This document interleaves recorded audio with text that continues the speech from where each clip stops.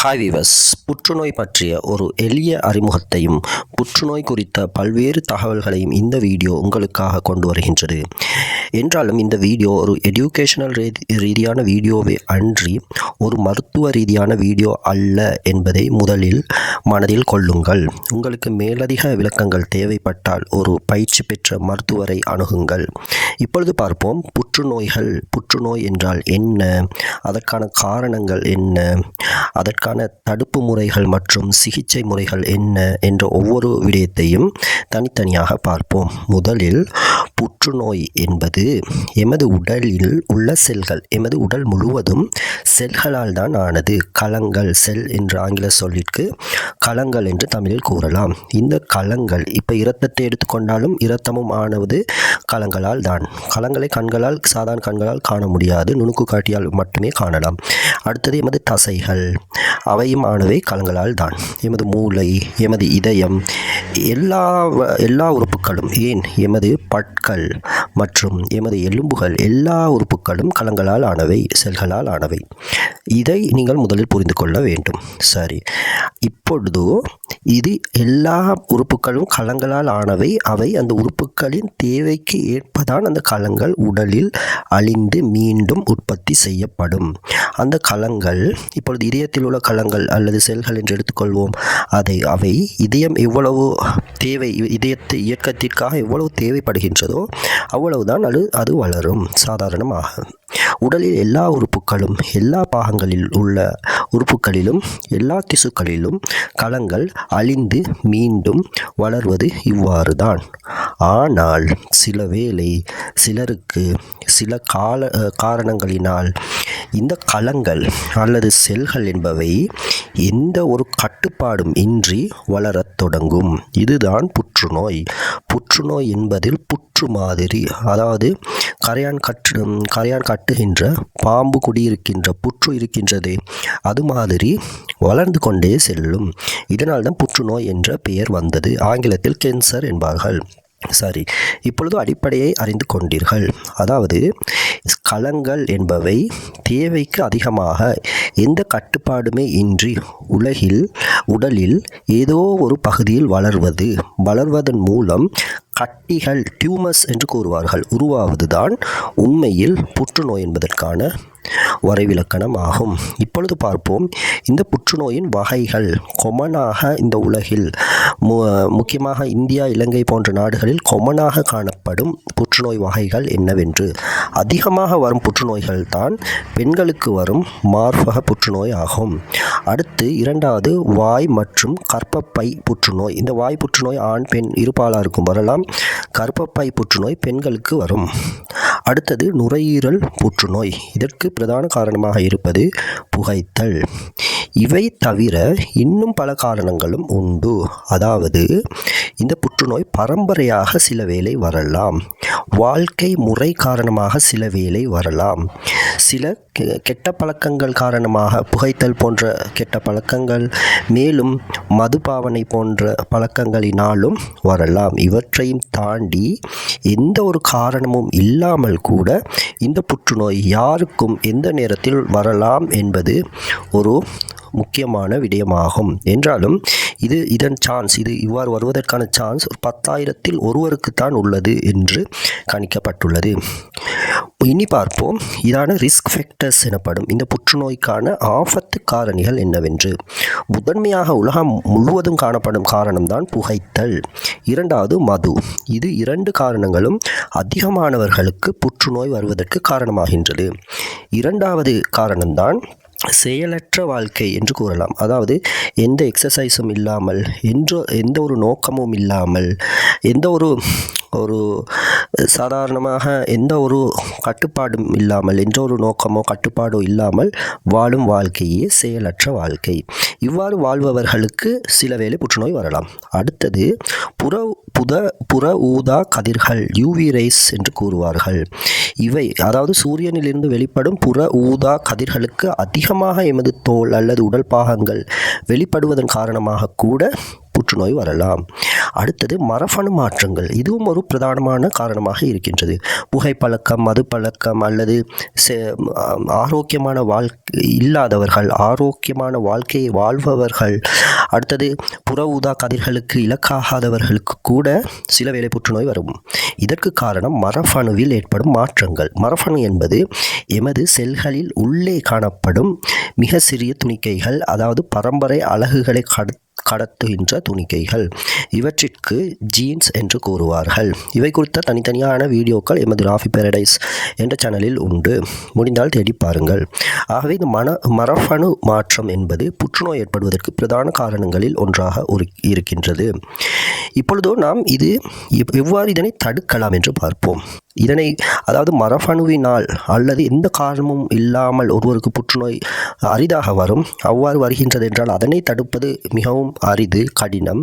ஆனால் நாமே ஏற்படுத்தி கொள்ளும் புகைப்பழக்கம் போன்று அல்லது செயலற்ற வாழ்க்கை நிலை போன்று இந்த காரணங்களினால் மற்றும் புற ஊதா கதிர்களில் அதிகமாக வெயிலில் இருப்பதனால், இந்த காரணங்களினால் அல்லது ரேடியேஷன் எனப்படும் அந்த ரேடியேஷன் அதிகமாக இருக்கும் இடங்களில் வேலை செய்வதனால் நாம் ஏற்படுத்தி கொள்ளும் புற்றுநோய் காரணிகளை எம்மால் தடுக்கலாம்.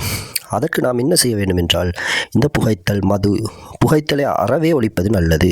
மதுவை முடிந்த அளவு குறைப்பது நல்லது. அடுத்தது முடியுமான அளவு எக்ஸசைஸ் செய்ய வேண்டும். அடுத்தது நாம் தடுப்பூசிகளை, புற்றுநோய்க்கான தடுப்பூசிகள் என்று இல்லை, வழமையாக சில நோய்களுக்கு தடுப்பூசிகளை போட சொல்வார்கள் சிறு வயதில். ஆகவே எமது குழந்தைகளுக்கு அந்த தடுப்பூசிகளை நாம் போட்டிருக்க வேண்டும். அடுத்தது எமது உணவில் அதிகமான பழங்கள், காய்கறிகள் என்பவற்றை நாம் சேர்த்து கொள்ள வேண்டும். அடுத்தது எமது மனநலன் குறித்தும் அதிகமான அக்கறையுடன் இருக்க வேண்டும்.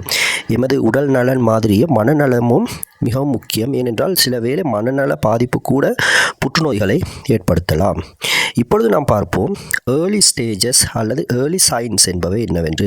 ஒருவருக்கு புற்றுநோய் இருக்கின்றது என்று எவ்வாறு கண்டுகொள்வது, எந்த விடயங்களை வைத்து கண்டுகொள்வது, ஆரம்ப அறிகுறிகள் என்னவென்று பார்ப்போம். முதலாவது, உடலில் சில பாகங்களில் வீக்கங்கள், கட்டிகள் ஏற்படும். எங்கோ சில பாகங்களில் எந்த காரணமும் அல்லாமல் நீண்ட நாட்களாக இருக்கும் வீக்கங்கள், கட்டிகள் இருந்தால், முக்கியமாக வலி இல்லாத கட்டிகள் இருந்தால் அது ஏதோ ஒரு புற்றுநோய்க்கான காரணியாக சில வேளை இருக்கக்கூடும். எனவே வைத்தியரை உடனடியாக நாடுவது நல்லது. அடுத்தது, வியர்வை அதிகமாக வெளியேறி கொண்டே இருக்குமாம். அது மாதிரியே உடல் இடை எந்த காரணமும் இல்லாமல் உடல் இடையை இழந்து கொண்டிருப்பார்கள். உடல் இடை இழப்பு ஏற்படும். அடுத்து, உடலில் காயங்கள் ஏற்பட்டால் அவை லேசில் ஆறாது. இந்த காரணங்கள் உங்களுக்கு ஏற்பட்டால் ஏதோ ஒரு புற்றுநோய்க்கான அறிகுறி இருக்கக்கூடும் என்று வைத்தியர்கள் கூறுகின்றனர். எனவே உங்களது உடம்பை எங்காவது கட்டிகள் தோன்றியிருக்கின்றனவா, முக்கியமாக வலி இல்லாத கட்டிகள் தோன்றியிருக்கின்றனவா, நீண்ட காலமாக அந்த கட்டிகள் எந்த காரணமும் இல்லாமல் இருக்கின்றனவா என்று பாருங்கள். அதிகமாக வியர்வை வெளியேறுகின்றதா, எடையை உடனடியாக இழந்துள்ளீர்களா, அடுத்தது அதாவது உடம்பில் எந்த பலனும் இல்லாத மாதிரி, பலன் இல்லாதது என்று கூறுவது என்றால் ஒரு மிகவும் சோர்வாக எந்த காரணமுமே இல்லாமல் நீங்கள் ஃபீல் பண்ணுகிறீர்களா, இவ்வாறான காரணங்களும். அடுத்தது, சிறு காயம் ஒன்று ஏற்பட்டாலும் நீண்ட நாள் ஆறாமல் இருக்கின்றதா, இவ்வாறு காரணங்கள் ஏற்பட்டால் உடனடியாக வைத்திய உதவியை நாடுவது நல்லது. ஆனால் இது புற்றுநோய்க்காக மட்டுமே இவை ஏற்படும் என்று அல்ல, சாதாரணமான சின்ன காரணங்களால் கூட ஏற்படலாம். என்றாலும் வைத்தியரை நாடி இதனை நாம் கன்ஃபார்ம் பண்ணிக்கொள்வது நல்லது. ஆகவே இவைதான் ஆரம்ப அறிகுறிகளாக இருக்கும். அடுத்தது, இந்த புற்றுநோயை முதலில் நாம் ஏற்கனவே பார்த்தோம் தடுப்பு முறைகள், பொதுவான தடுப்பு முறைகளை. இப்பொழுது பார்ப்போம் இந்த புற்றுநோய்களை தனித்தனியாக, ஒவ்வொரு தனித்தனி புற்றுநோய்களை முக்கியமாக நாம் எவ்வாறு தடுக்கலாம் என்று. முக்கியமாக மார்பக புற்றுநோய் தான் அதிகமான பெண்களை பாதிக்கின்றது. எனவே 40 வயதை அல்லது 35 வயதை அடைந்த பெண்கள் தமது மார்பகம் தொடர்பாக மிகவும் அவதானமாக இருக்க வேண்டும். ஏதாவது கட்டிகள் அங்கு தென்படுகின்றனவா என்று பார்க்க வேண்டும். இது மார்பக புற்றுநோய்க்கு முதல் அறிகுறியாக இருக்கும். அவ்வாறு இருக்கின்றது என்றால் உடனடியாக அவர்கள் வைத்தியரிடம் சென்று முதலிலேயே அந்த புற்றுநோயை கண்டு கொண்டால் அதனை தடுப்பது மிகவும் சுலபம். அடுத்தது, 30 வயதை தாண்டிய பெண்கள், அவர்களுக்கு கர்ப்பப்பை புற்றுநோய் வருவதற்கு சில வேளை சான்ஸ் உண்டு. அதனால் அவர்கள் கர்ப்பப்பையில், அதாவது வயிற்றில் ஏதாவது கர்ப்பப்பை இருக்கும் இடத்தில் ஏதாவது வித்தியாசமான வலிகள் தோன்றுகின்றனவா, அயற்சி தோன்றுகின்றதா அல்லது சோர்வு தோன்றுகின்றதா என்று பார்க்க வேண்டும். அவ்வாறு இருந்தால் வைத்திய உதவியை நாட வேண்டும். அடுத்தது வாய் புற்றுநோயை தடுக்க வேண்டும் என்றால் பல் மருத்துவரை நாம் முடிந்த அளவு அணுகி பல் பரிசோதனைகளை செய்து கொள்ள வேண்டும். இவ்வாறு நாம் கூறுவதனால் எல்லோருக்குமே புற்றுநோய் இருக்கின்றது என்று அர்த்தமல்ல. மன ரீதியாக நாம் ஒருபோதும் எமக்கு இவ்வாறு நோய் இருக்கின்றது என்று கெஸ் பண்ணவே கூடாது. இப்படி காரணங்கள் இருந்தால் அது ஒருவேளை புற்றுநோய்க்கான காரணமாக இருக்கலாம், பெரும்பாலும் இல்லாமல் இருக்கலாம் என்று அப்படி நீங்கள் சந்தேகப்பட்டால் அதற்காக எடுத்ததற்கெல்லாம் சந்தேகப்பட வேண்டும் என்று அர்த்தம் அல்ல. அப்படியானால் மருத்துவரை நாடி ஒரு ஆலோசனை பெறுவது மிகவும் நன்று. அடுத்தது நாம் பார்ப்போம் என்னென்ன ட்ரீட்மெண்ட், முதன்மையான ட்ரீட்மெண்ட் இங்கு வழங்கப்படுகின்றது என்று. முதலில் அறுவை சிகிச்சை, அதாவது ஆரம்பத்தில் இதை கண்டுபிடிக்கப்பட்டால் இந்த புற்றுநோய் கட்டியை அறுவை சிகிச்சை செய்து மருத்துவர்கள் அகற்றிவிடுவர். ஆனால் இது மிகவும் ஒரு கடினமான ஒரு ப்ராசஸாகத்தான் இருக்கும். அடுத்தது கதிர் மருத்துவம் மூலம், அதாவது கதிரியக்கம் மூலம் கதிர்களை செலுத்துவதன் மூலம் முக்கியமான இந்த கட்டியை கரைக்க அல்லது உடைக்க முயல்வர் மருத்துவர்கள். இதற்கு கீமோதெரப்பி என்று கூறப்படும். அடுத்தது கதிர் மருத்துவத்திற்கு மேலதிகமாக உள்ளதற்கு கீமோதெரப்பி என்று கூறப்படும். தமிழில் வேதிய மருத்துவம் என்று கூறலாம். அதிகமாக இந்த கீமோதெரப்பி தான் பாவிக்கப்படுகின்றது புற்றுநோய் சிகிச்சையில். இது உண்மையில் பலரும் இது ஒரு வேதனை தரும் ஒரு மெத்தடாகவே இருக்கின்றது என்று கூறுகின்றனர். அதனால் அவர்களது முடிகள், நகங்கள் கூட அவர்கள் இழந்து மீண்டும் அவை முளைக்கத் தொடங்கும். இவ்வாறான நிலைமைகளையும் பலரும் அனுபவித்துள்ளனர் இந்த கீமோதெரப்பியினால். என்றாலும் இந்த கீமோதெரப்பி என்பது மிகவும் ஒரு புற்றுநோய் சிகிச்சையில் மிக ஒரு சிறந்த முறையாக இருக்கின்றது. எனவே இந்த வீடியோவின் ஊடாக நாம் புற்றுநோய் தொடர்பான அடிப்படை தகவல்களை மட்டுமே கொண்டு வந்தோம். இது புற்றுநோய் தொடர்பான முழுமையான ஒரு வீடியோ அல்ல என்பதை நீங்கள் மனதில் வைத்து கொள்ளுங்கள். இந்த வீடியோ மருத்துவ ஆலோசனையை தரும் ஒன்று அல்ல. உங்களுக்கு இந்த அறிகுறிகள் இருந்தால் நீங்கள் மருத்துவரை நாடிதான் நீங்கள் முடிவெடுக்க வேண்டுமே அன்றி நீங்களே முடிவெடுக்கக்கூடாது என்பவற்றை மனதில் கொள்ளுங்கள். எனவே புற்றுநோய்க்கு தொடர்பான மிக அடிப்படையான சில தகவல்களை இந்த வீடியோ உங்களுக்கு கொண்டு வந்தது. இது மாதிரியான அன்றாட வாழ்க்கைக்கு தேவையான சைக்காலஜி, அஸ்ட்ரானமி மற்றும் பௌதிகவியல் மற்றும் ஏனைய மோட்டிவேஷனல் வீடியோக்களுக்காக இந்த சேனலுடன் தொடர்ந்தும் இணைந்திருங்கள். வணக்கம்.